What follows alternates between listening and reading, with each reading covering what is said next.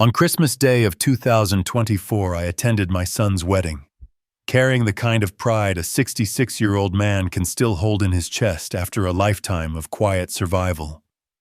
Connor Porter, the boy I raised alone, the boy who made every hard year worth living, was starting a new life. And I truly believed, there would be a small corner in that joyful day where his father still belonged. I wore my old suit pressed clean, respectful. In my pocket I carried a small wooden box.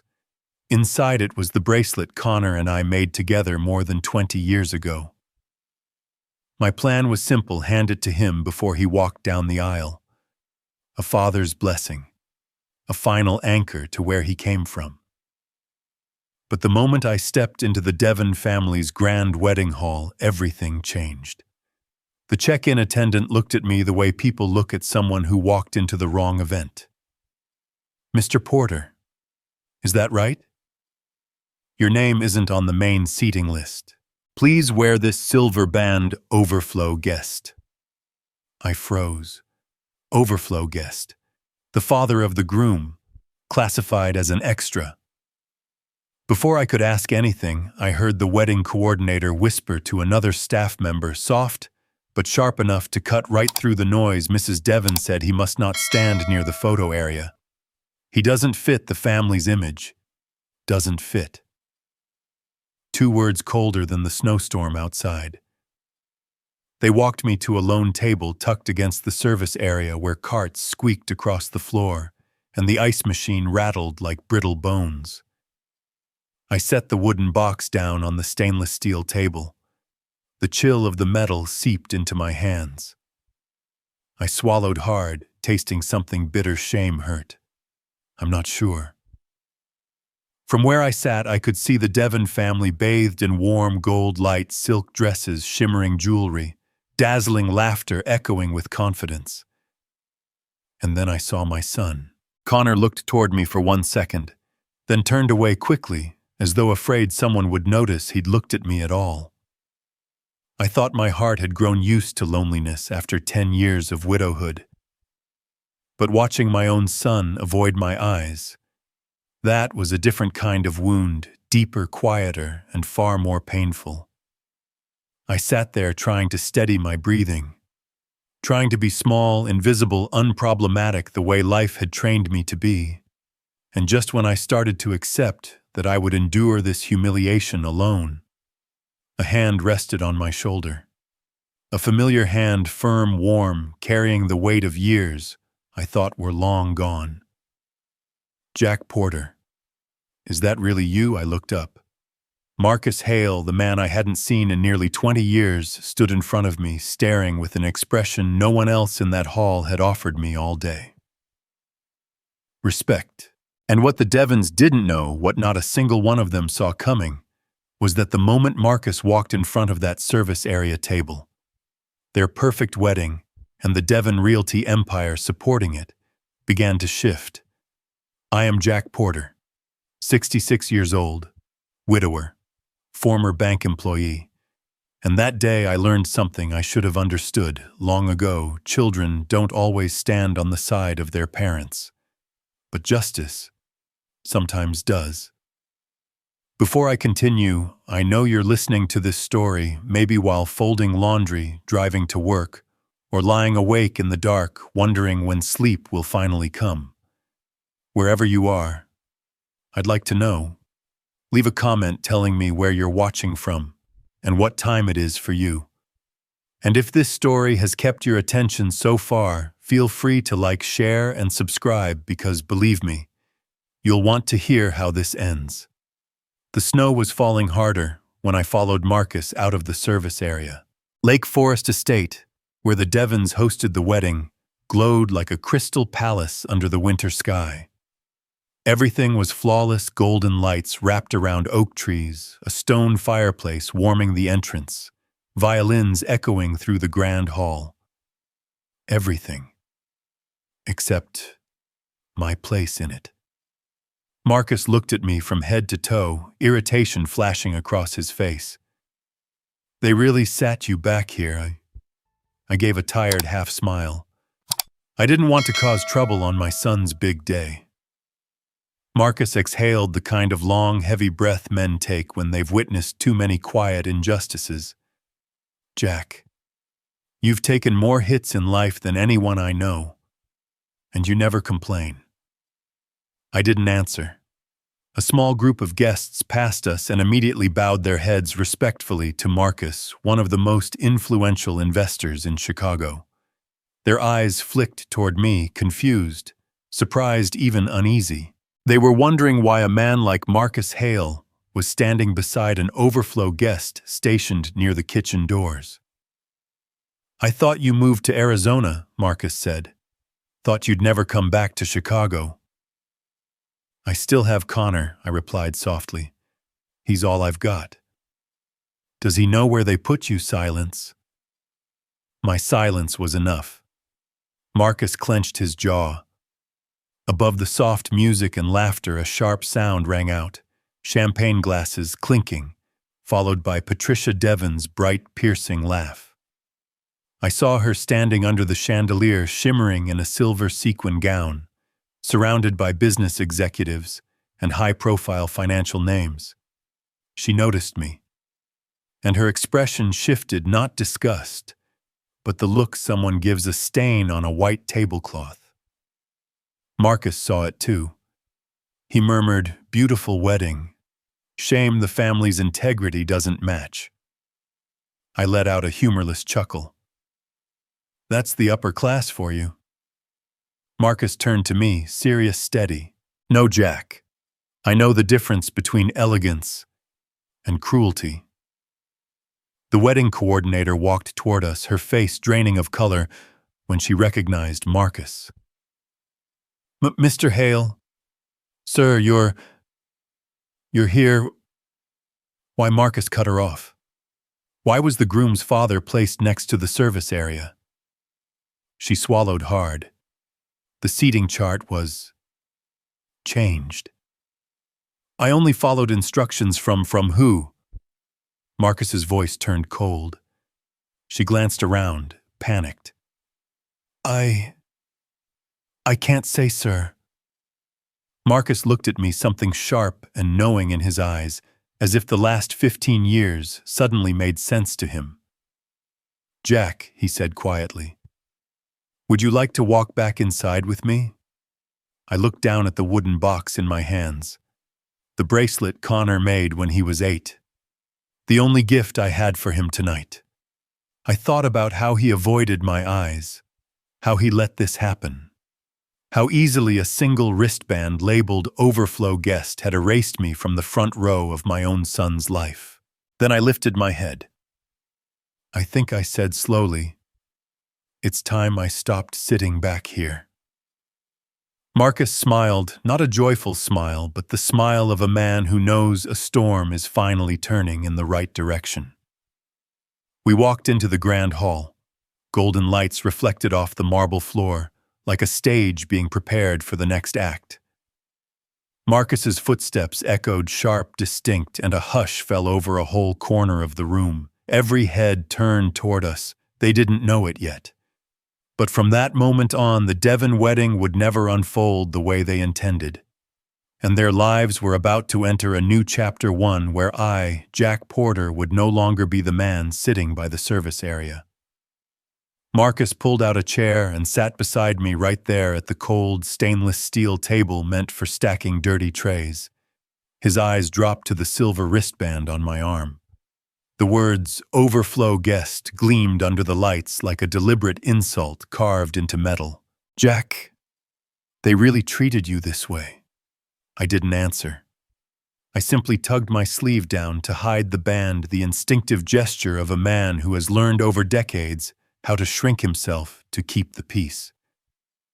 Marcus sighed, the kind of sigh that carries both anger for someone and sorrow for them at the same time. "Your son's wedding, and they sat you next to the ice machine." I managed a faint smile. "You know me. I don't want to make a scene." Marcus placed his palm flat on the metal surface. His hand didn't move, but the tension in it said everything. I always admired how much you could endure, Jack, he said quietly. But this isn't patience. This is disrespect. Before I could respond, a sharp clatter sounded beside us, forks and knives spilling across the floor. A young server had dropped an entire tray because he'd just realized who was sitting next to me. Sir. Mr. Hale. Are you Marcus Hale? His voice jumped a whole octave. A few nearby guests turned their heads, then a few more. Conversation slowed. A couple of VIPs stood up completely. The shift spread through the room like a silent snowfall, soft but heavy. I looked at Marcus. He smirked, just a small, knowing smirk, the kind of expression a man wears when he's spent a lifetime walking into rooms where one glance can change the air. That smirk unlocked something in my memory. A sudden flash of another winter, another time, another version of us. 2008, the worst financial crisis of our lifetime. Cold offices, colder stares, and careers hanging by threads thinner than ice. I was the compliance manager back then, and Marcus was a young analyst whose entire future could be destroyed by a single falsified report. Someone tried to pin a system failure on him. If that report had been submitted, he would have been suspended. Blacklisted, most likely. I spent the whole night combing through numbers, hunting through audit logs, building the case that the error came from the system, not from him. I took responsibility so he could be cleared. I still remember him standing at my desk the next morning, eyes red but voice steady. Jack, I owe you my entire career. I clapped his shoulder. I only did what was right. I'll repay you, no matter how long it takes. I forgot that promise. Marcus didn't.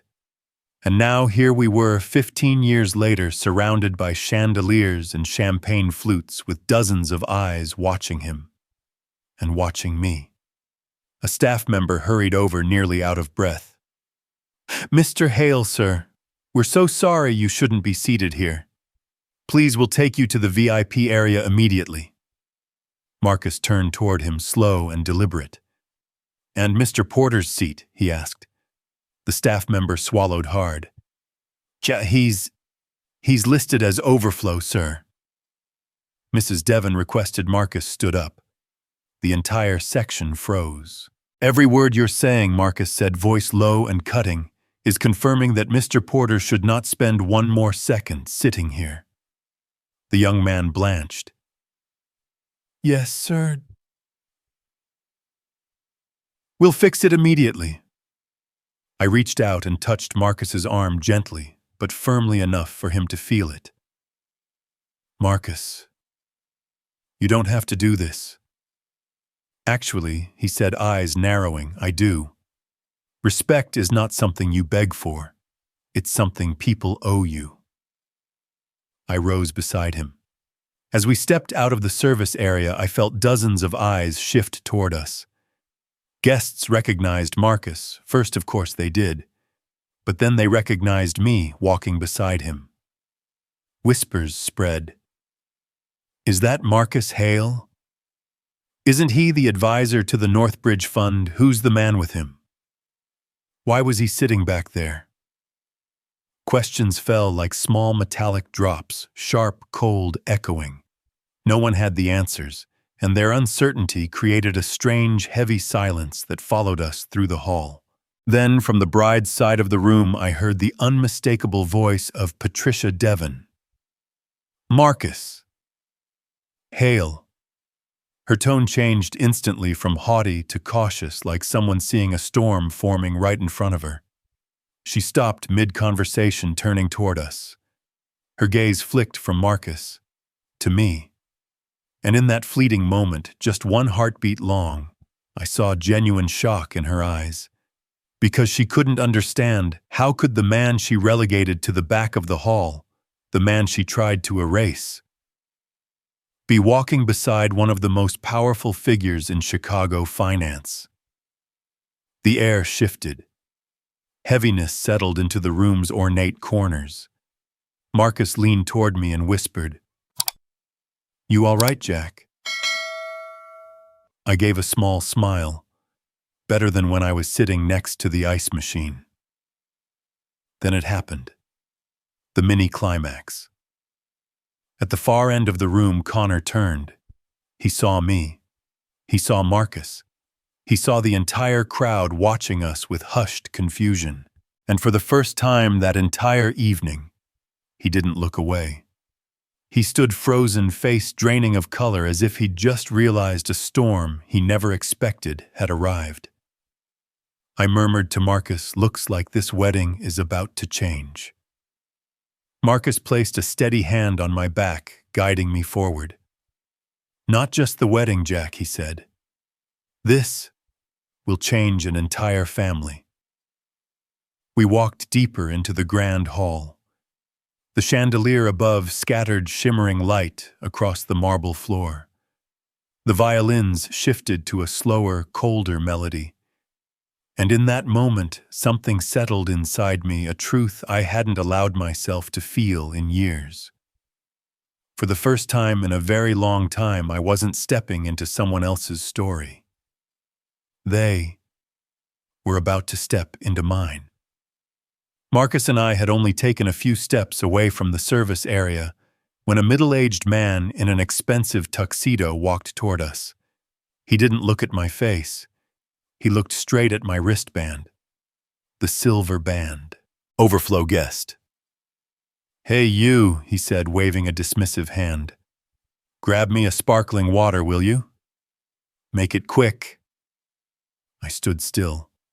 I didn't know whether it was anger or the numbness of a humiliation I'd grown too familiar with to even react.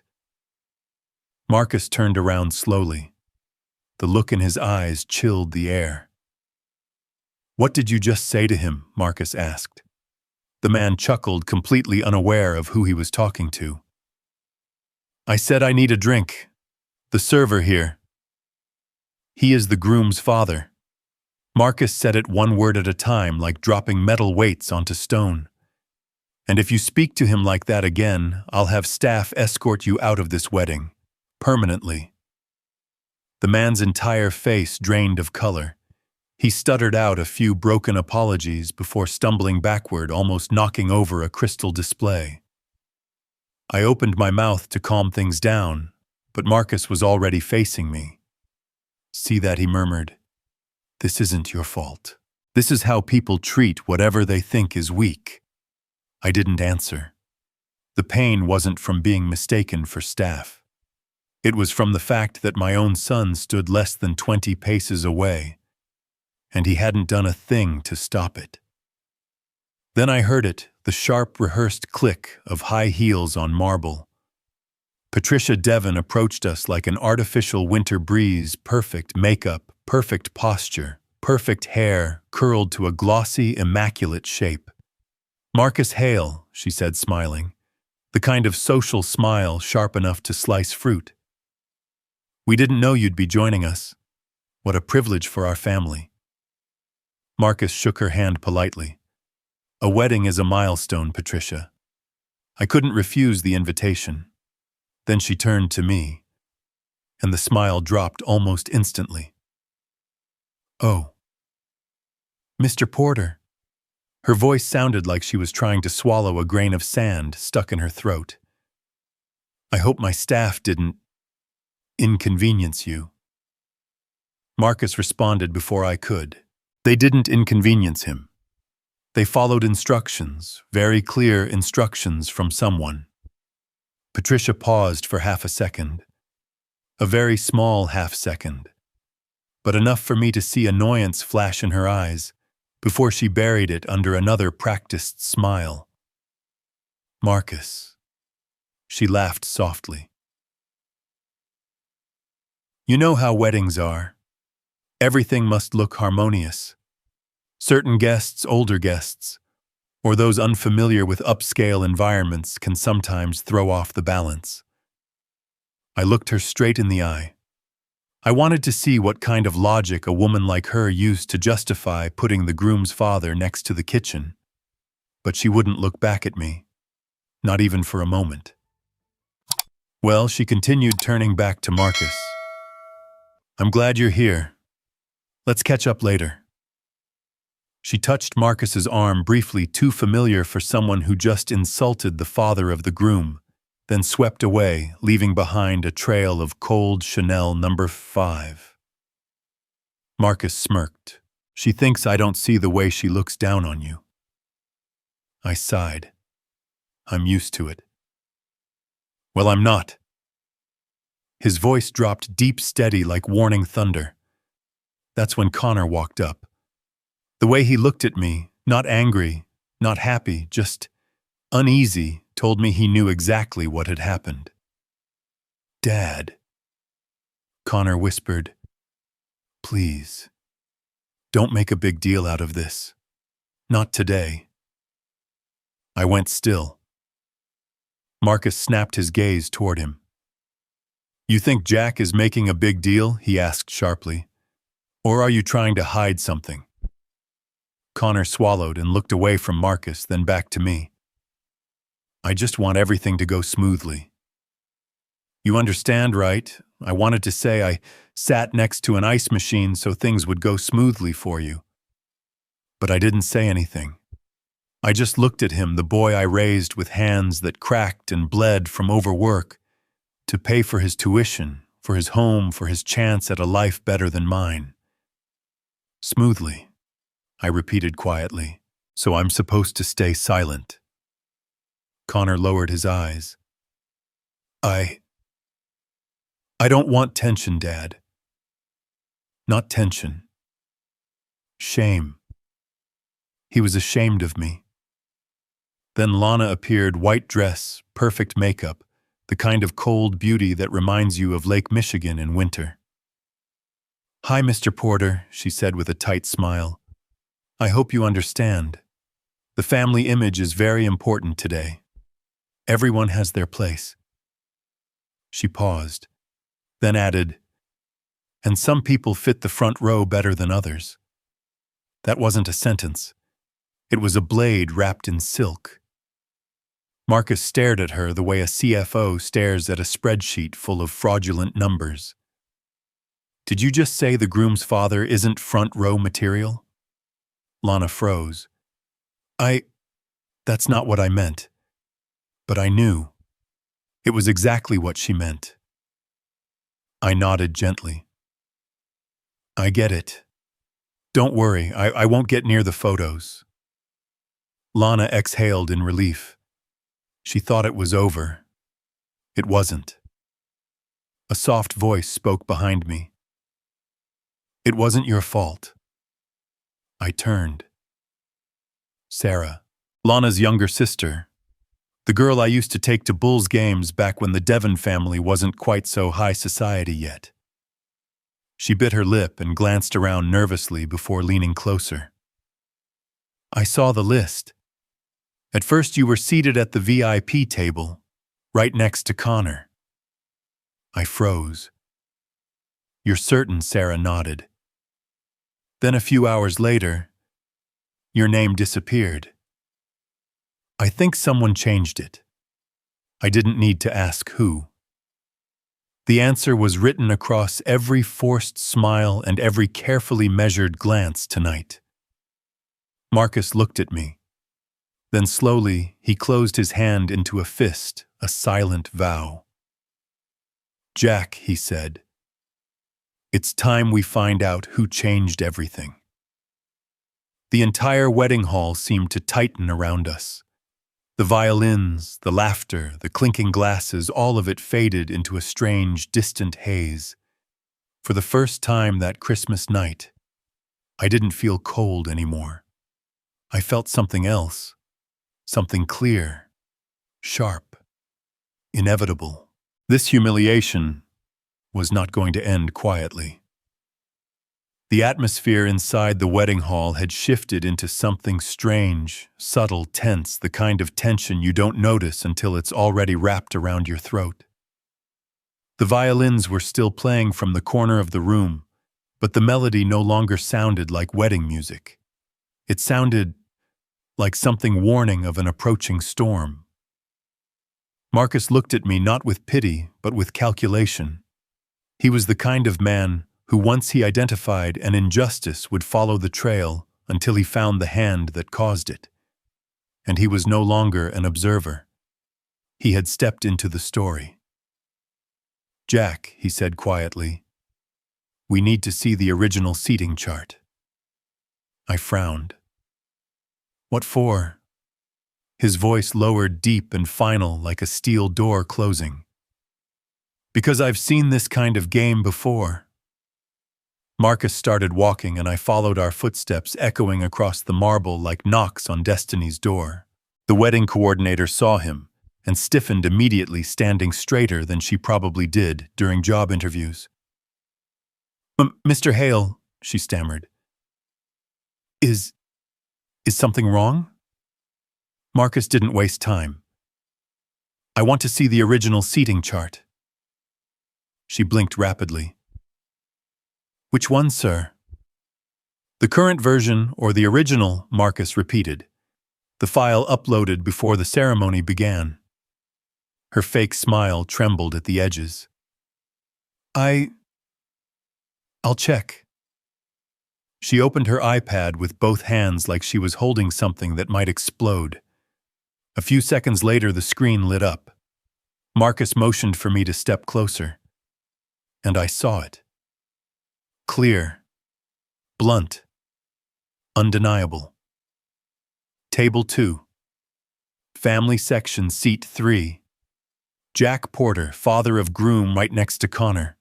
Right next to where a father should be. My hand tightened. Instinctively, I pulled my sleeve down to cover the humiliating silver wristband. Inside, I felt something twist, something like someone squeezing my insides with a cold hand.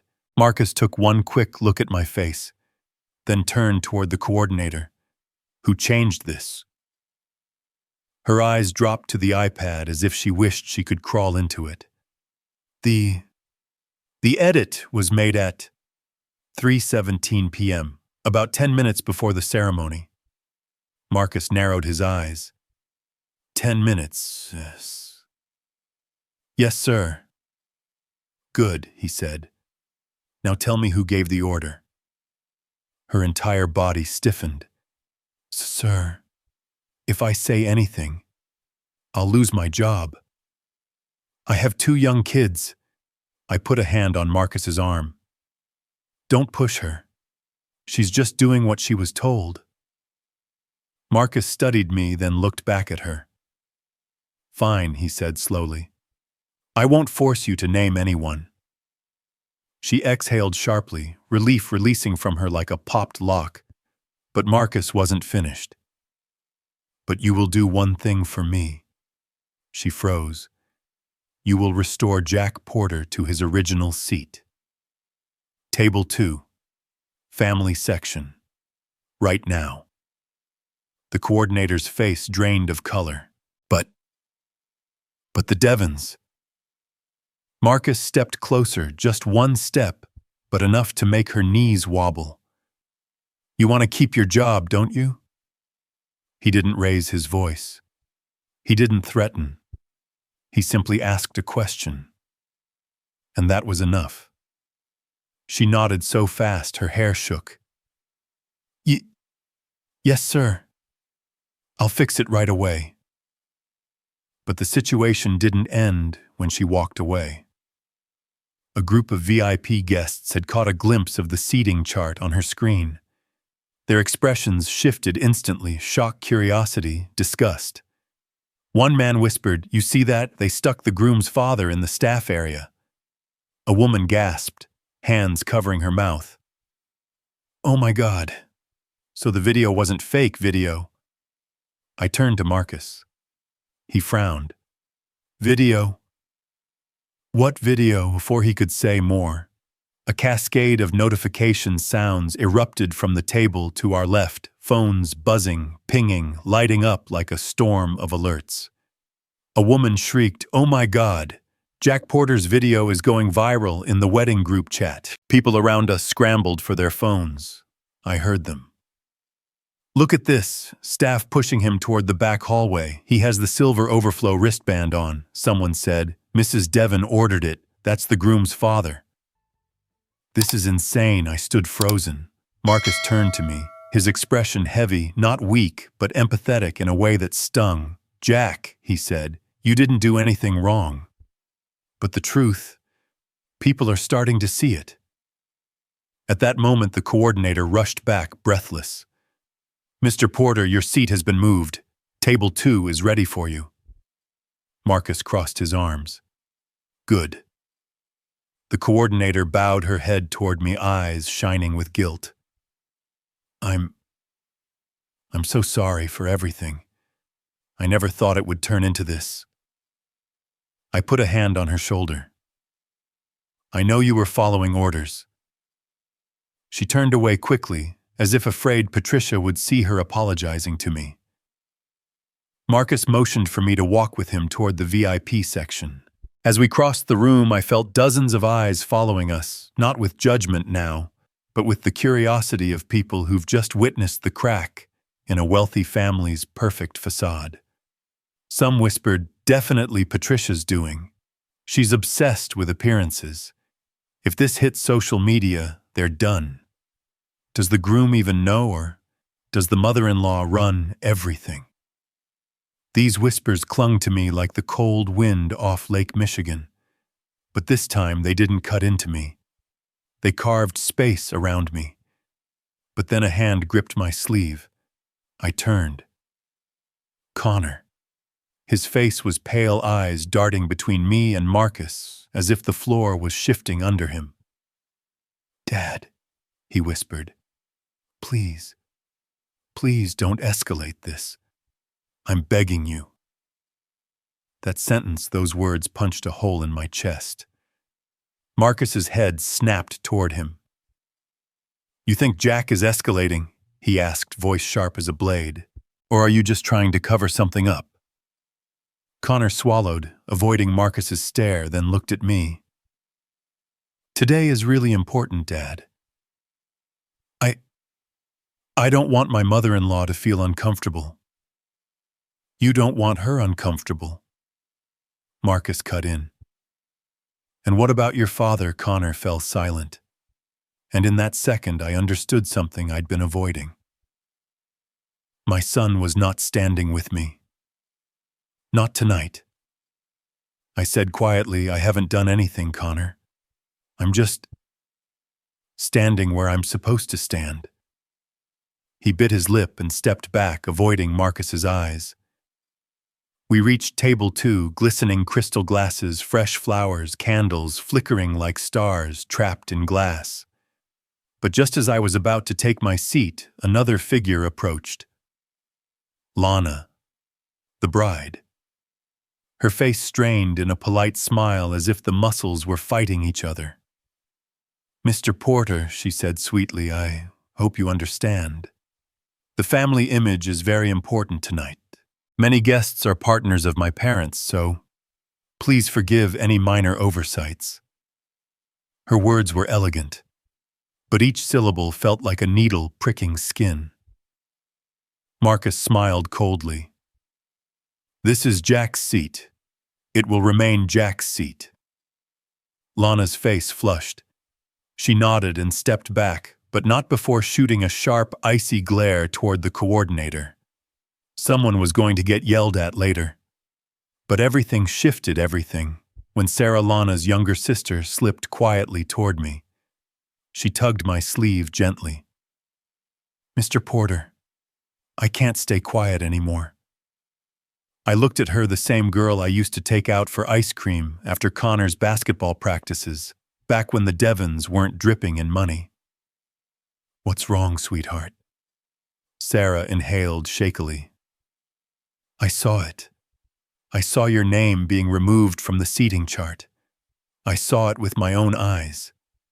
And the person who did it is from my family. And it wasn't Connor. I didn't move. Marcus turned slowly, listening. Someone from the bride's family. Someone powerful. Someone with a motive to remove me from the photos. Sarah looked around nervously, then whispered, "I think it was my mom." I didn't feel anger. I didn't feel shock. I felt understanding of what this night truly was. Not a mistake, not an oversight, not a miscommunication, a decision, a deliberate erasure, a dirty game. Marcus's eyes followed mine across the hall to Patricia standing in the center of the room like she owned the air itself. "I've known many wealthy people," Marcus said quietly, "but very few are wealthy enough to afford losing their morality." He squeezed my shoulder. "And I promise you, Jack, this won't end the way they expect." When I finally sat at the VIP table for the first time that Christmas night, I didn't feel cold anymore. I felt something else, something calm, steady rising. From deep within, justice had opened its eyes, and it was staring straight at the Devon family. I sat at the VIP table for no more than 8 minutes. 8 minutes, just long enough to realize that no chair in that glittering room had ever truly been meant for me. Golden light reflected off crystal glasses. The Devons' laughter floated from the front of the hall as if nothing had happened. Everything was perfect, except for my presence. My hand rested on the small wooden box, holding the bracelet Connor and I made when he was a boy. I had brought it tonight to give him on the biggest day of his life. But in this moment, even lifting the lid felt impossible. I stood up. No one noticed. Not a single pair of eyes turned my way. Only Marcus watched me. I walked out of the grand hall through thick glass doors leading to the balcony, where soft snow glittered under the outdoor lights. The cold air sliced across my face, sharp, merciless, yet somehow gentler than what I felt inside that room. I leaned on the railing and watched the snow fall thin as ash. Inside, the wedding hummed on. Outside, I stood alone. 1 minute. 2 minutes. I wondered if I had already stood there longer than the time Connor had spent looking at me all evening. Then I heard footsteps behind me. Not fast, not slow, just steady, like someone who knew exactly why they were coming. Marcus stepped beside me. He didn't speak at first. He simply stood there facing the fog-covered surface of Lake Forest, the two of us breathing out pale clouds into the winter air. Finally, he said, "Jack, you weren't wrong." I swallowed. "You don't have to say that." "I'm not saying it to comfort you," Marcus replied. "I'm saying it because it's the truth." I didn't look at him, but I could feel his gaze, the gaze of a man who had once been humiliated in a place where he expected respect, a man who had lived long enough to understand the cost of silence. He continued, "You raised that boy on your own. Years in that tiny Evanston house juggling 3 jobs so he could get a proper education." Marcus paused, voice low and heavy. "And tonight, they treated you like you were nothing." The wind slapped across my cheek, but it didn't hurt as much as those words. I exhaled. It's his night. I don't want to ruin it. Marcus shook his head. His night doesn't give anyone the right to walk over you. Silence stretched between us, the silence of 2 older men who had seen enough life to know there is nothing cheap about dignity. No empty comfort. No false kindness. Just presence. True presence. Then the glass doors behind us swung open. Connor stepped out. His suit was crisp and new, but his face looked anything but confident. "Dad, what are you doing out here?" His voice was soft, too soft with that trembling edge people get when they know something is badly wrong. I didn't turn around. I didn't want to see the mixture of guilt and embarrassment on his face. "Just needed some air," I said. Connor swallowed hard and moved closer, the warm lights of the hall illuminating his uneasy expression. Dad, I know things got a little awkward in there, but don't misunderstand. Marcus turned his head sharply. He wasn't angry. He was disappointed. Deeply. You didn't protect your father, Marcus said. Connor stepped back as if the words hit him physically. I never said I agreed with what they did. It's just that you stayed quiet, Marcus said calmly. And silence can be more shameful than any decision your mother-in-law ever made. Connor's mouth opened, but no words came out. Marcus continued, what do you think Jack wanted? Just one thing: to stand beside his son on his wedding day. That's all. My grip tightened on the railing. My fingers trembled. Marcus. I murmured enough. No, he said, his voice turning into tempered steel. I won't stand by and watch this. I've seen too many fathers disrespected by their own children. Connor stared at the snow at his feet, dragging his shoe through it. I don't want you to be upset, Dad, he whispered. I'm not upset, I said. I paused long enough for him to look up at me. I'm humiliated. Marcus didn't break eye contact with Connor, but the next words he spoke were for me. Jack. Let's go. I looked one last time through the glass doors at the glowing wedding, the sparkling decorations, the perfectly curated evening where I belonged nowhere. And suddenly I felt older. Not by years, by decades. Connor opened his mouth again, but I lifted a hand. That's enough, Connor. I'm leaving. I didn't say goodbye. Didn't shake hands. Didn't congratulate anyone. I didn't look back. I just walked slow, heavy steps, but with my back straight. Marcus walked beside me, his shoulder close to mine, as if he knew I could collapse under the weight of it all. I heard snow crunch beneath our shoes, heard the wind weaving through the pine trees, heard the wedding fading behind us like a dream dissolving into nothing. At the parking lot, Marcus opened the door of his SUV. Jack, he said softly, this isn't the end. It's only the beginning. I placed the wooden box on the seat and climbed in. My hand stayed on top of it. The gift I didn't get to give. I thought I was strong. I thought I was used to loneliness. But that night on Christmas at my own son's wedding, I learned something I had never admitted out loud. Some wounds don't age with you.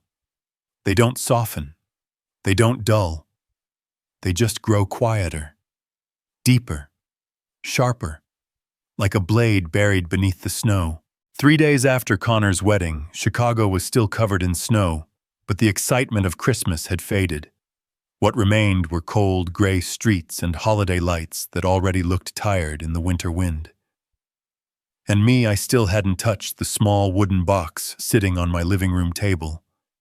I sat alone in my old Evanston house listening to the steady hum of the heater, trying and failing to warm a space that felt hollow beyond repair. The night of Connor's wedding, I didn't cry.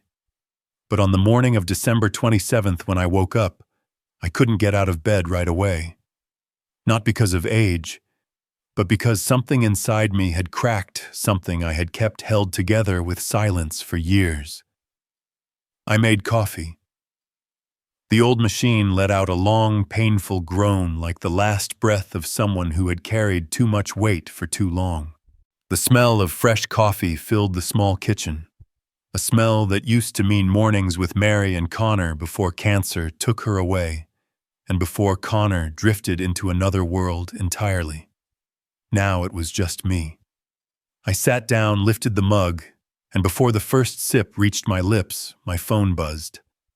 Not a holiday greeting, not a message from my son, but a text from a former colleague in the finance world.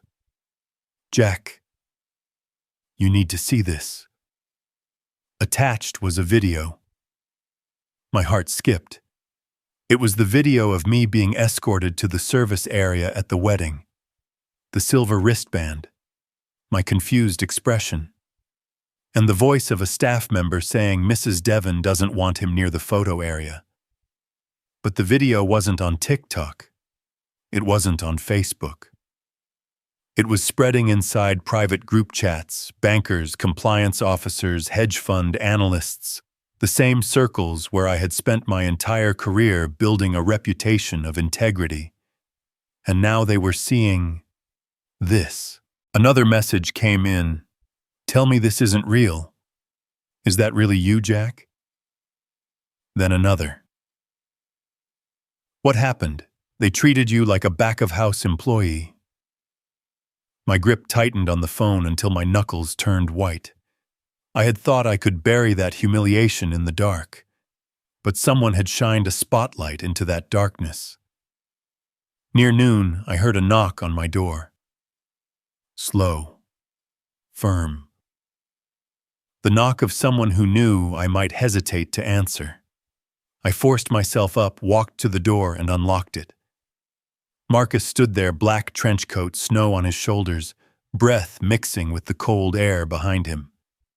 "Jack," he said without any preamble. "Let me in." I stepped aside. Marcus brushed snow off his coat and placed his leather portfolio on the table the way someone places evidence before a hearing. "I saw the video," he said. "Not just one. A lot of people have." I rubbed my forehead. "Marcus, I don't want this spreading further." "Spreading?" Marcus let out a quiet, humorless laugh. "Jack, people across 3 major banks are discussing it right now. They're asking, how could they shove the groom's father behind the kitchen?" I didn't respond. Marcus sat down, leaning forward. "Jack, this isn't about a seat anymore. This is about dignity. About someone intentionally trying to diminish you." I sat across from him. "How can you be sure it was intentional?" Marcus opened his portfolio, pulled out the printed original seating chart. "Because I found this," he said, "and because Sarah sent me something you need to see." I straightened. Sarah. Marcus nodded. "The same girl you drove to that Bulls game years ago." He handed me his iPad with a PDF open. I tapped it. It was the original invitation email, sent to me. The line was clear, undeniable. Assigned seating table 2, groom's family, VIP section. I set the iPad down as if it weighed 100 pounds. Marcus crossed his arms. "No one makes a mistake like that, Jack. Original says VIP. Final version says Overflow guest." I let out a long breath that carried decades of tiredness. So it means someone changed it. Marcus didn't hesitate. Not just someone. Someone with the power to override seating minutes before the ceremony. There are only 2 names on that access list. My heart thudded. Patricia or Lana, Marcus said. No one else had the authority. A sting spread in my chest, not anger, but the deep ache of being intentionally erased. I whispered, "But..." Why? Marcus looked at me for a long moment. "Because you don't fit their image. Because you're not wealthy like they are. Because you don't make a good accessory in their staged wedding photos. Because they knew you wouldn't fight back." I let out a dry, bitter breath that was supposed to be a laugh. "What do you think I should do?" Marcus stood closing his portfolio. First he said, "You need to accept that this wasn't an accident." I said nothing. Second, he continued, "You need to know that I'm on your side." His eyes met mine, the steady gaze of a man who never forgot the person who saved his career in 2008.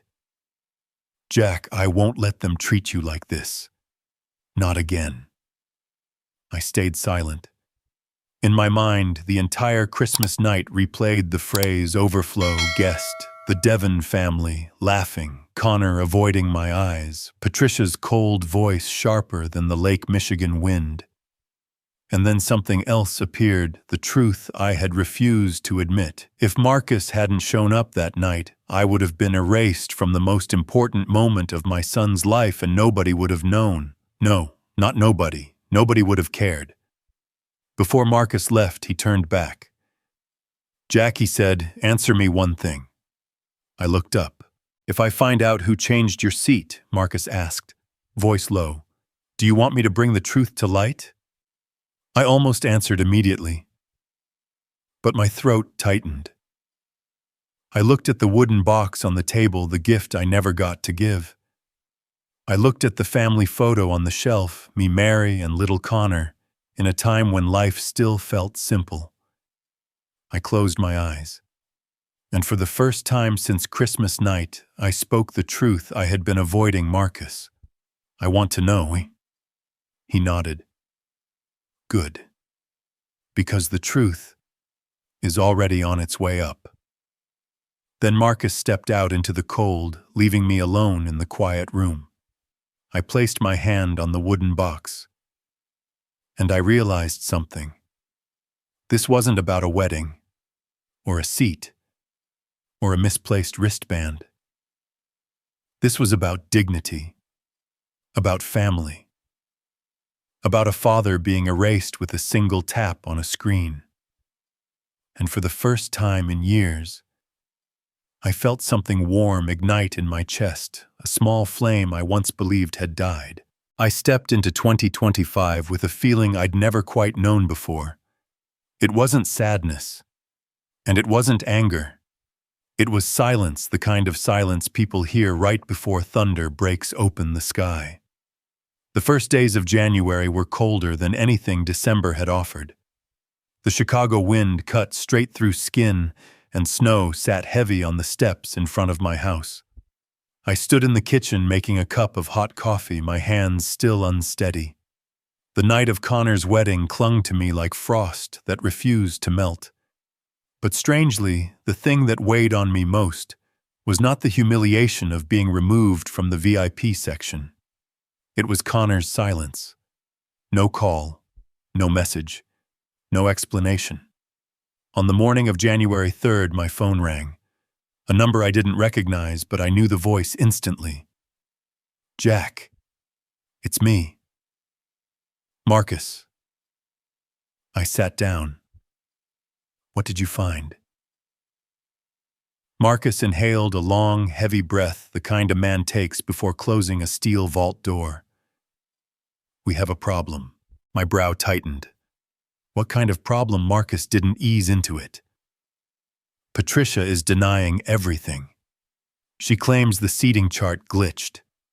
She's blaming the coordinator for the entire mess. A heaviness settled in my chest. I figured they'd try that. Jack, Marcus said slowly. Patricia didn't just deny it. She threatened the coordinator. Told her if she made up stories, she'd never work another wedding in Chicago. My jaw clenched. That sounds like her. Yes, Marcus replied. But luckily, Patricia isn't the only one with access to those systems. I looked up. What do you mean? Marcus lowered his voice as if someone else could possibly hear us. I spoke with the tech team hired to set up the iPad system. They have access logs. I stood up straight, heart pounding harder. Marcus continued.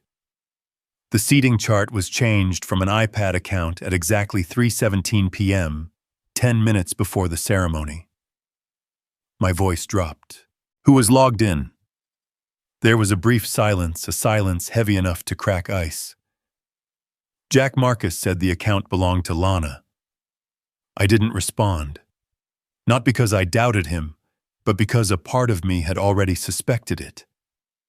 A memory flashed through my mind, Lana in her perfect white wedding gown, smiling like she belonged in a magazine, only for it to be replaced with another image, her looking at me and saying, "Please understand, Mr. Porter, family image matters." I swallowed hard. "You're certain Marcus didn't hesitate?" "I have the device log, the timestamp, the MAC address. There's no mistake." I sat back down the strength, leaving my legs. Why would she do that? My voice was barely a whisper. Marcus answered plainly. "Because Lana was the only one who benefited.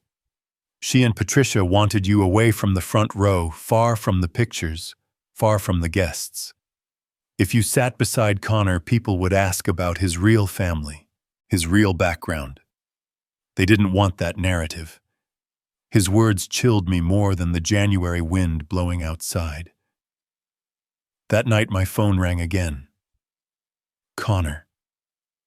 I stared at his name on the screen for nearly 20 seconds before answering. "Dad, do you have a minute?" His voice was small, like a man afraid of being overheard. "I do. I want to explain."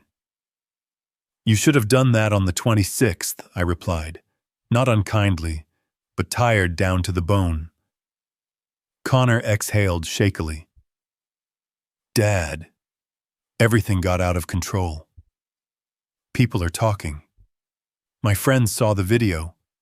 I'm stuck. Stuck between your wife, your mother-in-law, and your father." I said the bitterness quiet but sharp. "You don't need to say it. I understand." Connor stayed silent for a long moment. "Dad, I swear I never wanted any of that to happen." "But you didn't stop it," I said. There was no argument on the other end. Just silence. Then I heard Lana calling him in the background, her tone clipped, irritated. Connor rushed his words, "Dad. Another time. I'll call back." The line went dead. I set the phone down and leaned back in my chair. Sometimes a father knows he has lost his son long before anyone says the words out loud. The next morning, Marcus came by again. He walked in with a snow-covered coat and a knit hat, his cheeks red from the wind. "Jack," he said, "I need to tell you something." I poured 2 cups of coffee. "Sit down and say it." Marcus placed a stack of papers on the table. "I've been reviewing the lease agreement for the Devon Realty building my fund was planning to sign." I lifted my eyes to him. He continued, "Before the wedding, I was ready to approve it. Good terms, good location, strong asset set class." He paused. "But on December 25th, I decided everything needed to be reevaluated. I understood immediately. Because of me, because of ethics," Marcus corrected. "I don't do business with people who treat their own family that way. Devon Realty may own real estate, but they don't own integrity." I gave a faint, tired smile. "Marcus, you don't have to fight for me." He folded his arms and looked at me with a seriousness that filled the entire room. "Jack, I'm not fighting for you. I'm fighting for what's right." He leaned forward, voice low and firm. "You are a man worthy of respect.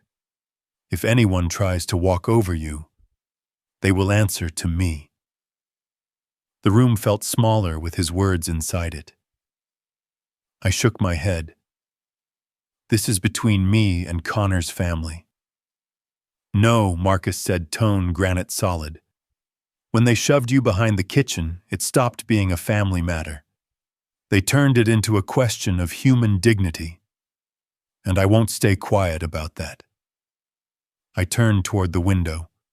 Snow was still falling, white, soft, peaceful, but so bitterly cold. "Marcus, I just don't want to lose anything else." He answered gently. "Jack, you've already lost enough." His words struck a place inside me I had avoided for years, a place hidden quiet, full of scars.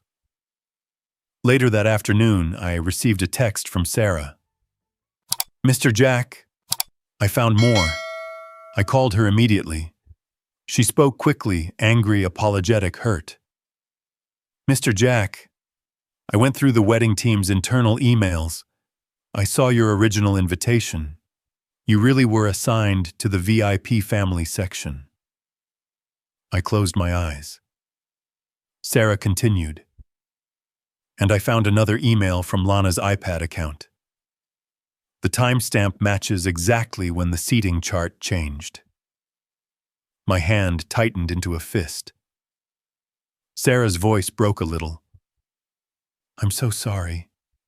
I never imagined my mom and sister would do something like this. But there's no one else." I thanked her, my voice nearly gone. After the call, I stood at the window watching snow settle over the yard. Each snowflake seemed to land with a quiet truth: I hadn't been overlooked. I hadn't been forgotten. I hadn't been misplaced. I had been removed, on purpose, with intent, by someone who knew exactly what they were doing, and I didn't need anyone to say the name out loud anymore.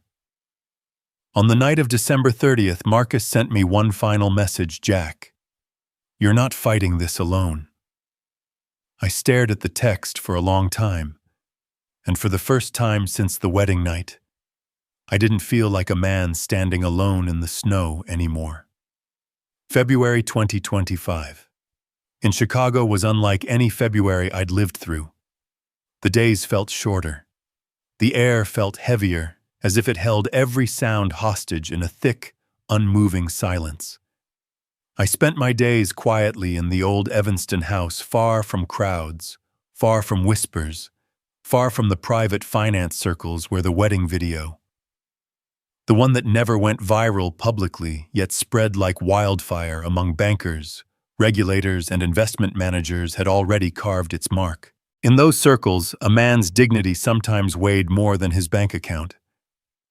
I tried to keep my life simple: wake early, make coffee, clean the garage, sometimes climb up to the attic and open the boxes Mary had left behind, old photos, Connor's childhood drawings, bits of a life that once felt warm.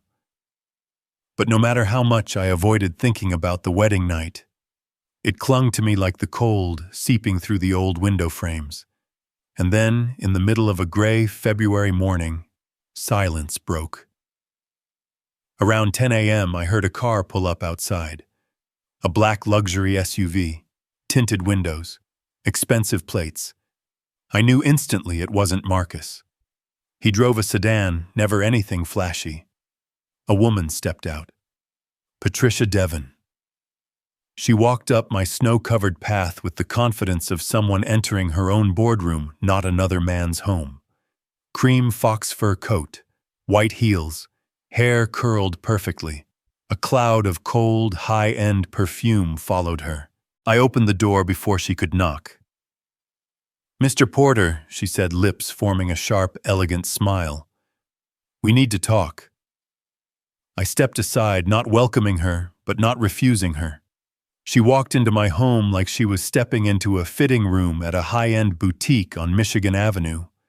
Her eyes scanned everything: the old walls, the worn furniture, the outdated fixtures. It wasn't disgust. It was condescension, the look of someone who had lived too long in luxury to recognize authenticity. I asked, "What do you want?" Patricia didn't answer right away. She opened her leather bag, pulled out a thick white envelope, and placed it on my table. "We don't need to make this a big deal," she said. "My family has more to lose than you realize." I looked at the envelope, didn't touch it. Patricia nudged it closer. Her voice softened, but underneath it was steel. $75,000. Enough for you to be satisfied and silent. I stared at her for a long moment, then asked silent about what. Patricia gave the smallest laugh, a soft, patronizing exhale. "Oh, Jack, we're both adults. You know your video is circulating in investment groups. If it continues, it could lead to unnecessary speculation. She leaned in slightly. The groom's father pushed out of the VIP section. People will ask questions. The media might sniff around. My family does not want that. Her tone shifted, smooth, controlled. You simply accept this check, and we forget everything. I still hadn't opened the envelope. You think I asked quietly that I'm silent because of $75,000? Patricia shrugged gently. I know you're not a wealthy man, and this would certainly help. The insult was subtle, elegant, deadly. I opened the envelope. The check inside gleamed under the morning light. $75,000 pay to the order of Jack Porter. I looked at it for 3 seconds. Then I tore it. Slowly. Each rip was soft but unmistakable, like slicing through the mask Patricia wore. She shot up from her chair. A $75,000 check, you dare! I'm not a piece of furniture at my son's wedding, I said, voice low, steady. You don't buy my silence. Patricia's eyes sharpened, anger rising despite her attempt at poise. You don't understand, she said, finally dropping the polished tone. You have no idea how powerful my family is. I answered without hesitation. I know exactly how powerful they are. That's why I can't bow to you. She narrowed her eyes. You're walking into a dead end, Jack. I shook my head. You put me there on Christmas night. She stared at me, evaluating, calculating, as if trying to decide whether I was a threat or simply foolish. Then she turned her heels, striking my old hardwood floor like nails. At the door, she spoke without looking back. You'll regret tearing that check. I guarantee it. She slammed the SUV door so hard it shook slightly. I watched her go, not with anger, but with clarity. She hadn't come to resolve anything. She came to intimidate me. But what she didn't understand was simple. I had lived my whole life in silence. And for the first time, I wasn't afraid of it. That afternoon, Marcus called. Jack, he said, Patricia visited you, didn't she? I exhaled slowly. You knew I predicted it.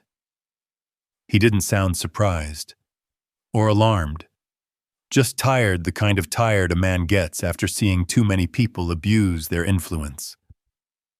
I've arranged a meeting for you, Marcus continued. Tomorrow. 10 a.m. Attorney Nora Patel. River North. Nora Patel, I repeated. That name sounds familiar. You met her once. Banking Conference 2015. She specializes in ethics, civil litigation law, and cases involving personal rights violations. I sat down, rubbing my forehead. Marcus, I'm not ready to sue anyone. I know, he said. This meeting isn't about suing. It's about you understanding what rights you have. He paused, letting the words settle. Jack, what happened to you being removed from your rightful place, being labeled Overflow, being publicly displaced? It isn't just humiliating. It may be a legal issue. I didn't speak for a long moment. Marcus, I'm not used to this. I don't want you fighting my battles. He was silent for a breath. Then Jack, you've fought alone your entire life, but this time this is not a battle you need to fight on your own. Outside I heard the wind shift, cold, sharp, full of warning. Marcus added softly, meet with Nora.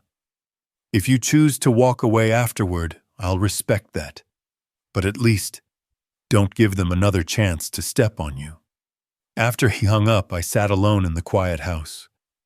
The torn pieces of the check still lay on the floor. For the first time in years, I didn't feel weak. I felt something else entirely. I felt myself standing up. By late March, the Chicago sky hung low and gray like someone had draped a heavy cloth over the entire city. I arrived at the Hale Partners office on a late afternoon, the kind where the wind off the river rattles the windows and the glass towers in River North look more like frozen cliffs than buildings. I had never stepped foot inside a place like this.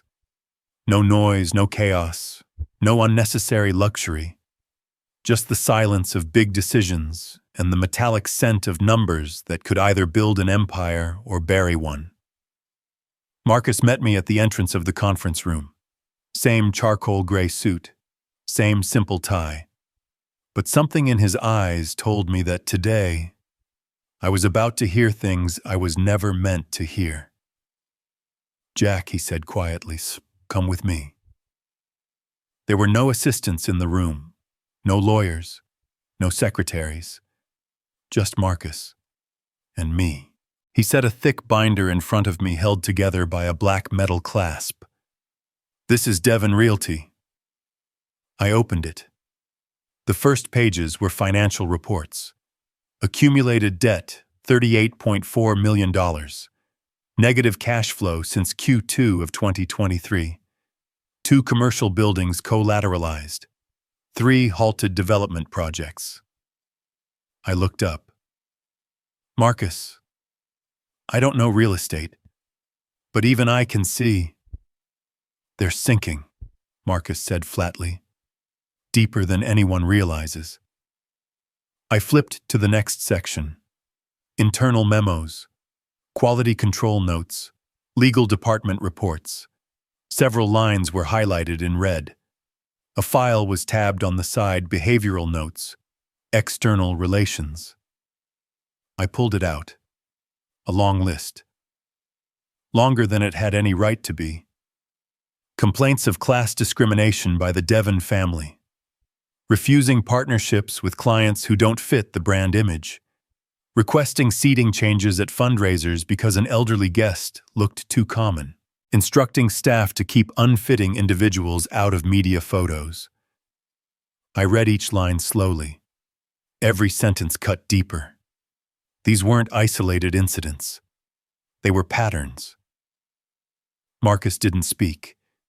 He let me arrive at the truth on my own. I whispered what they did to me was just coincidence. Marcus shook his head.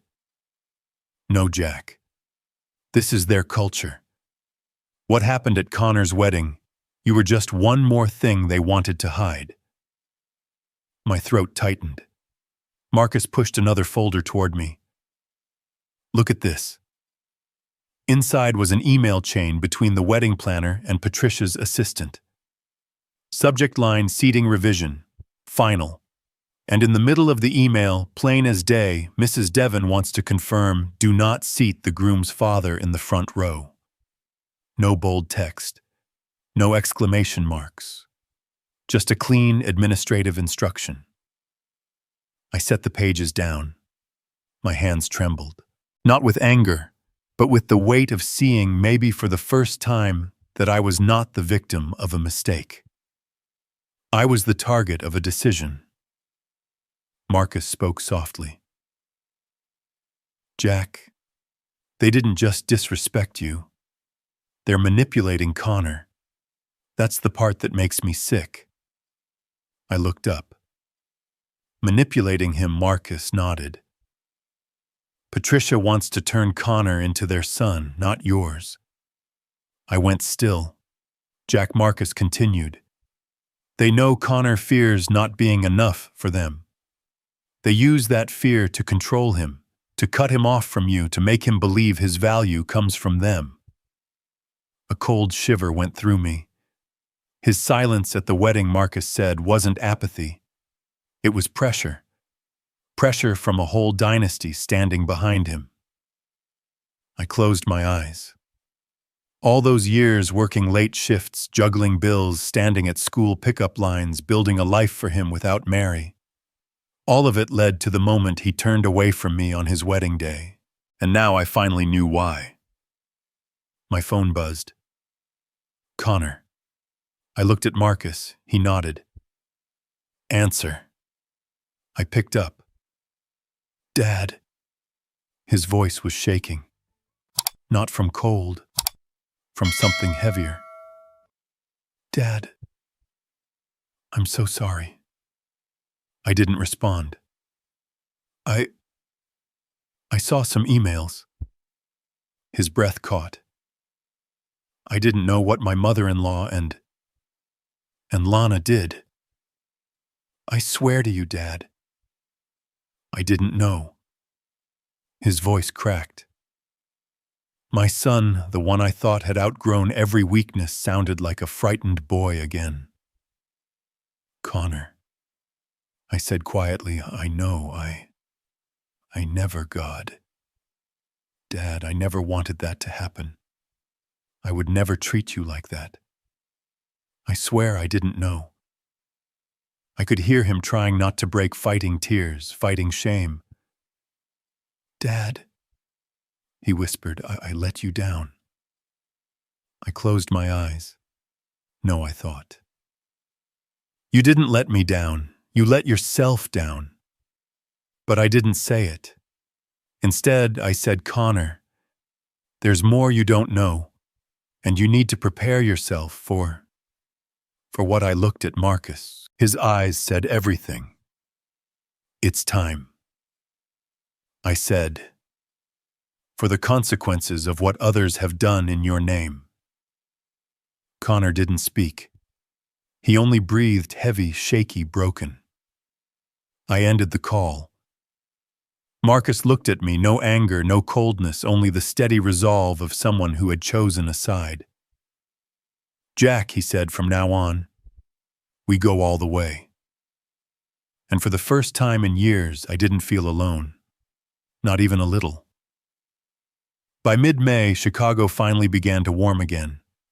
The sunlight wasn't cold anymore, but the air inside me hadn't thawed one bit. That afternoon, Marcus picked me up in his familiar sedan.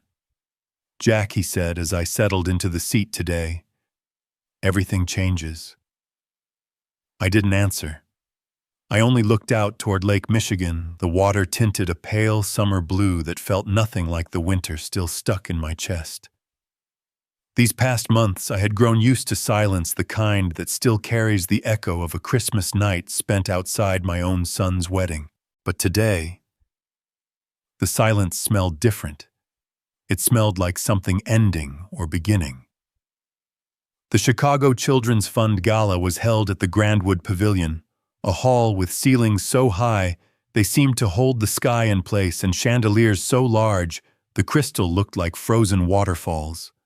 Devon Realty's logo hung at the center of the stage, huge, bold, impossible to ignore.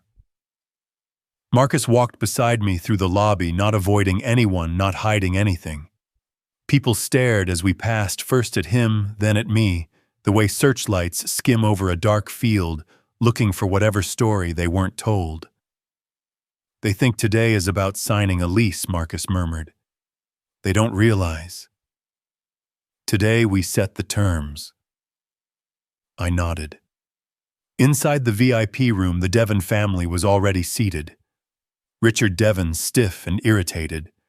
Patricia jewelry glittering like sharpened ice. Lana, unable to meet my eyes.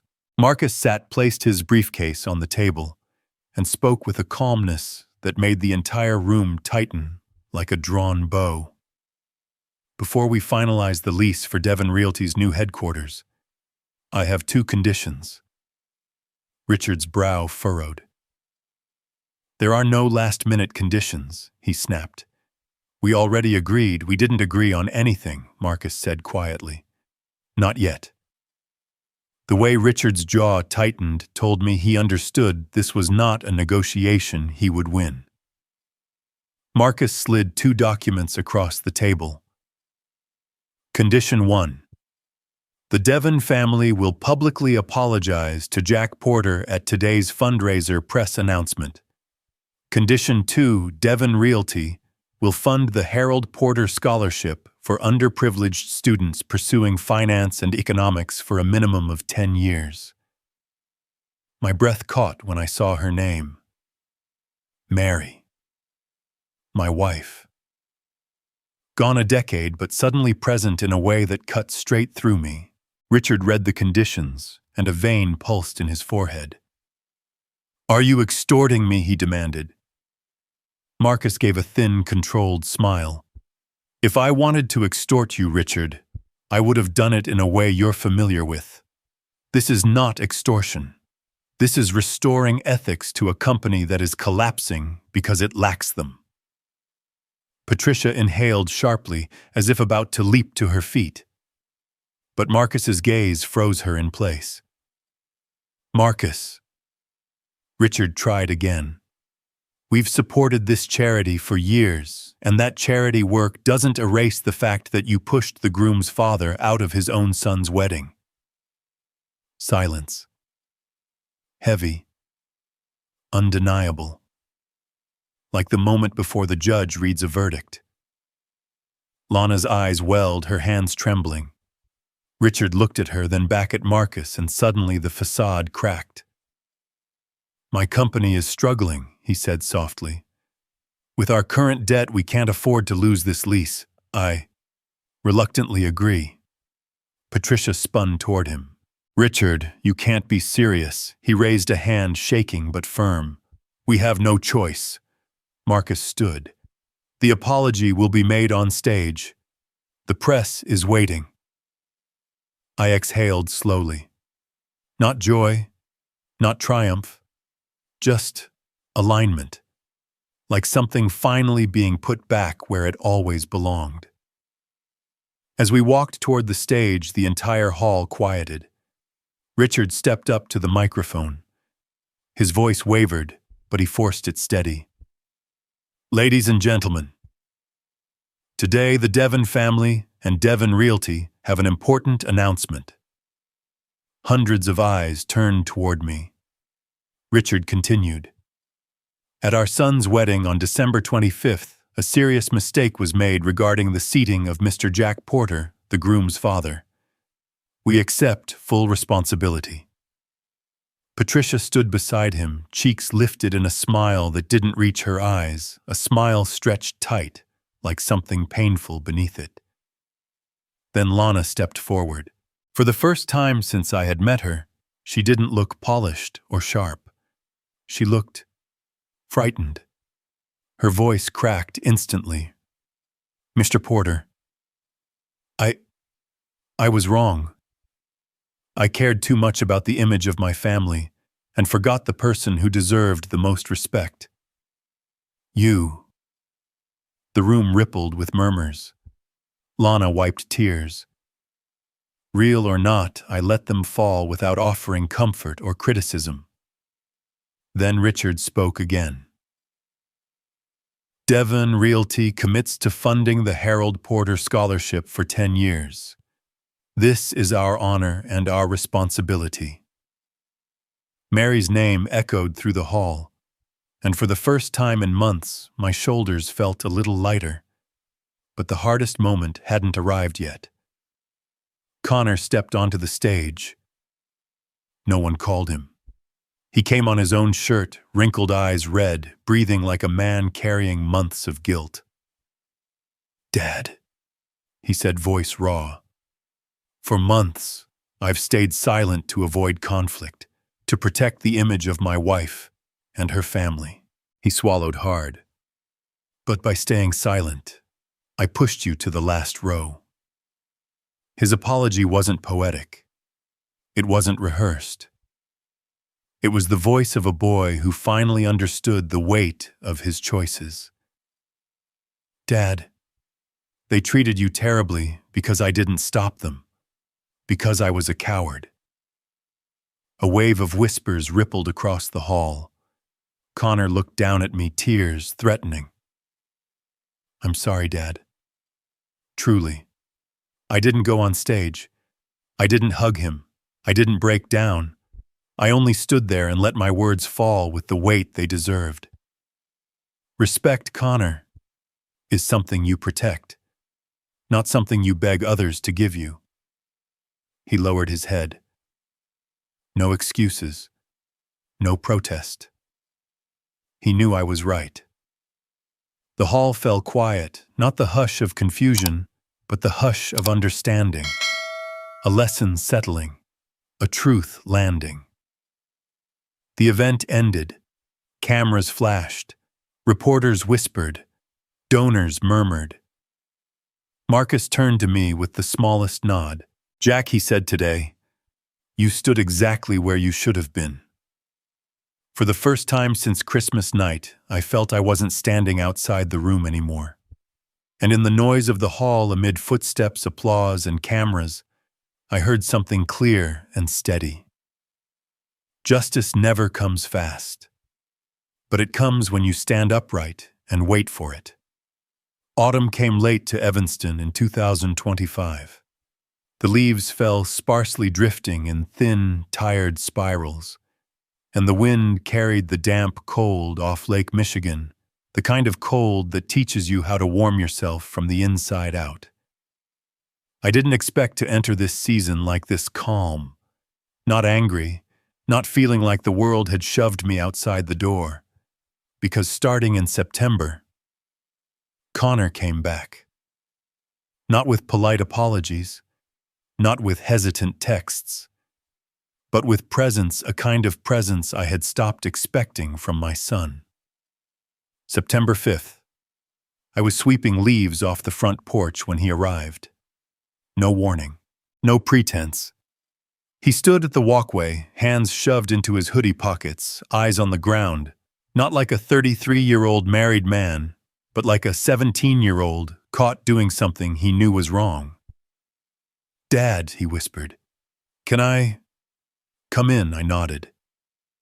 He sat in Mary's old chair, the one she loved. His hands trembled, and then, as if he had held everything in too long, he spoke all at once, voice breaking. "Dad, I have to tell you everything. If I don't, I won't be able to live with myself." I sat across from him. I didn't question him. I didn't push. I simply listened. The prenup, the wedding, wasn't just Mom Devon's fault, Connor said, eyes wet. I played a part. He pulled a worn folder from his backpack. "You know about the prenup, right?" I nodded. He had brushed it off the year before, calling it nothing serious. Now I knew that was a lie or a shield. He opened the folder. It says, "If we divorced, I only get 5% of the marital assets. All my savings before marriage have to be joint. And I only control 30% of my paycheck." My chest tightened. "And there's more," he said. "Lana controls the email. She has access to the shared inbox. She deleted almost 40 voicemails from you this year." I closed my eyes. Every call I waited for, every message I thought Connor forgot, every silence that cut deeper than the last. All of it deleted by someone who didn't want me to exist in my own son's life. "I messed up, Dad," Connor whispered. "I saw your emails, but I didn't know they were deleted. I thought you didn't want to see me. I thought you'd given up on me." I didn't reply right away, because sometimes a father only has two choices in a moment like that: stay silent or break. I chose silence. Connor covered his face with both hands. "I know I was weak," he said. "I know I stood on the wrong side, but I can't do it anymore. I lost you on my wedding day, and I almost lost myself." I looked at him for a long time, and in those tired eyes I didn't see the arrogance the Devon family encouraged. I saw the boy who used to cling to my hand at basketball games, asking Dad, "Did I do okay?" I spoke softly. "Connor, you were wrong. But you haven't lost everything. Not with me." He broke down crying. For the first time since 2018, My son cried in my house. The weeks that followed. He began coming more often, some afternoons after work, some mornings after a run, sometimes just to leave a hot coffee on my table and say, "Dad, I'm trying." But the Devon family didn't stay quiet. Richard summoned him to the office repeatedly. Patricia sent emails pages long accusing him of betraying the family. And Lana, there were nights he slept on my couch, eyes swollen, whispering, "God, I don't know where this marriage is going." I didn't interfere. I only said, "Find yourself before you decide who to keep or who to lose." Mid-October, Sarah came over with a bag of homemade apple pies, Mary's favorite. "Uncle Jack," she said while pouring tea, "I need to tell you something."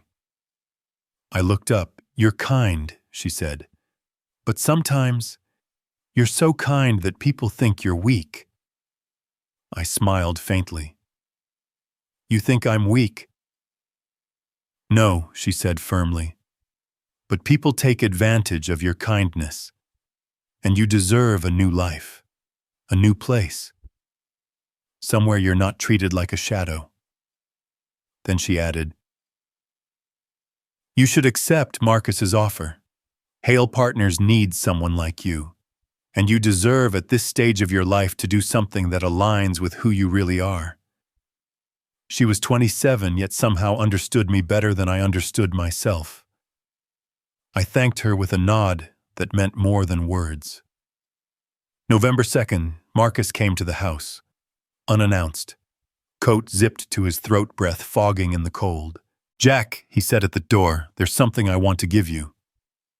He sat down, opened his briefcase, and slid a navy blue folder toward me stamped with the Hale Partners seal. "I spoke with the board," Marcus said. "They agreed to my proposal." I opened the folder. Inside was a contract, senior advisor, ethics and risk governance, Hale Partners. I read each line slowly. It wasn't a desk job. It wasn't a burden. It was a role built on integrity, the one thing Marcus always said I had in abundance. "Jack," he said gently, "you've lived through what many executives need to learn: humiliation, manipulation, and what people do with power when they think no one will push back." I set the contract down. Marcus's voice lowered steady as Stone Hale Partners needs someone who understands the weight of dignity. They need you. I exhaled long and heavy but not weary. For the first time in a year, I felt like I was setting down a backpack I'd been carrying since Christmas night. "Marcus," I whispered, "I never thought I deserved something like this." Marcus smiled, small, rare, sincere. "Jack, you fought your entire life for your family. You stood alone against an entire dynasty, and you didn't break. If someone like you doesn't deserve this, then who does?" I looked at the contract. At my name printed clearly across the top, Jack Porter. And for the first time in many years, I wasn't ashamed to look at it. I nodded. "All right, I'll take it." Marcus grinned softly. "Welcome aboard, Jack." A gust of wind outside swept the last gold leaves off the porch. I looked out the window and finally understood the truth I had been too afraid to face all year.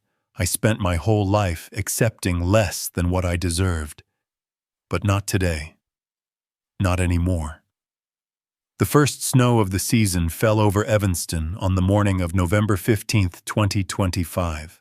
The flakes were so light, I couldn't hear them land on the porch roof, but I could feel the peace they carried. I sat in my small apartment, a cup of hot coffee steaming on the table. Nothing here was luxurious. The walls were old, the furniture older.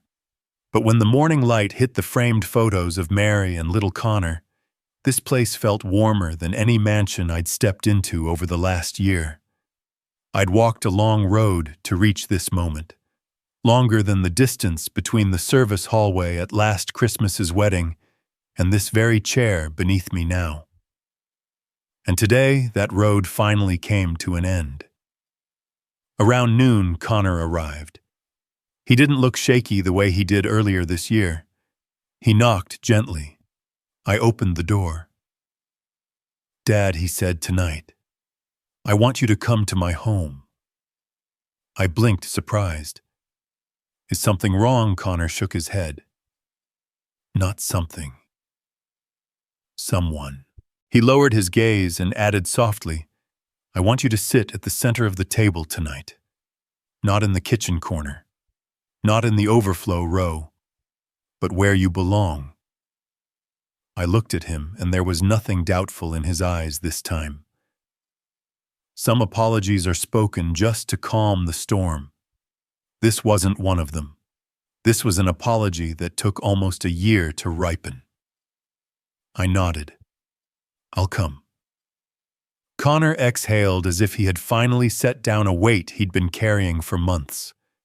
His new home, Connor's place, was small, warm, and nothing like the polished luxury the Devon family had wrapped around him. He must have moved out after the months of turmoil. In the dining room at the center of the table was a single chair with a clean new cloth folded neatly over it. "Dad," Connor said, "this seat is for you." I sat. I didn't speak, but my hands trembled not from age but from happiness I hadn't felt in years. Lana stepped out from the kitchen. Gone was the glamorous, polished woman from the Devon banquets. No jewelry, no makeup, a gray sweater, jeans. Just a woman facing her own mistakes. "Mr. Porter," Lana said softly, "I would like to speak with you." Connor stepped back, giving us space. Lana drew in a shaky breath. "I hurt you," she said. "Not because you were wrong, but because I wanted to hide my own insecurities. I'm sorry." I looked at her, not angry, not vengeful, just present. She continued, "I'm not asking for forgiveness right away. I'm only asking for a chance to prove I can do better."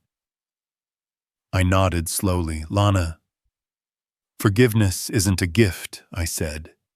"It's a journey. And journeys begin with actions, not words." She bowed her head. "I understand." It was the first time I had ever seen her grow slowly but genuinely.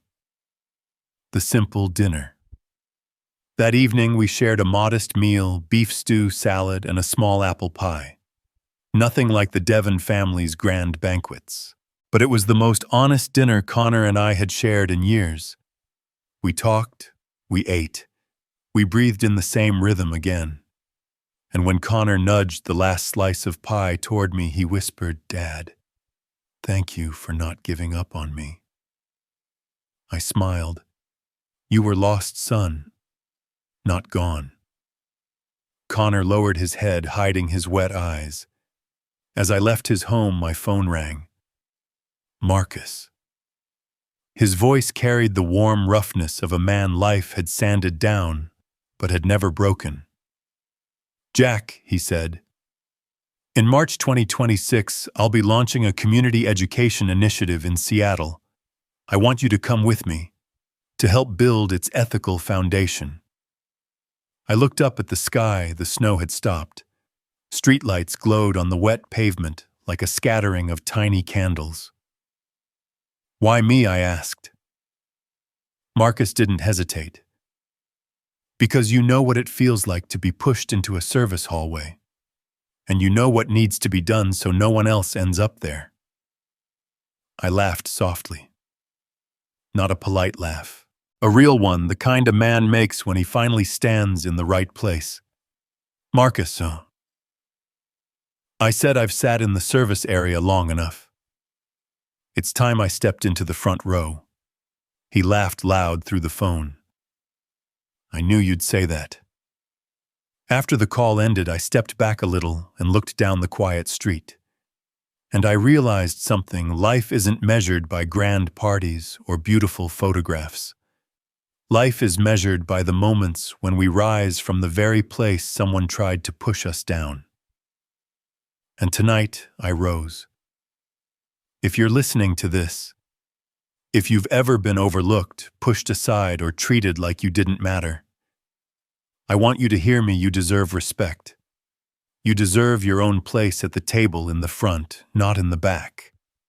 And if someone tries to push you down, stand up and take your place back.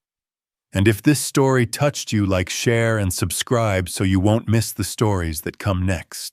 Because sometimes all of us need this reminder: dignity is not something you ask for, it's something you stand up and protect.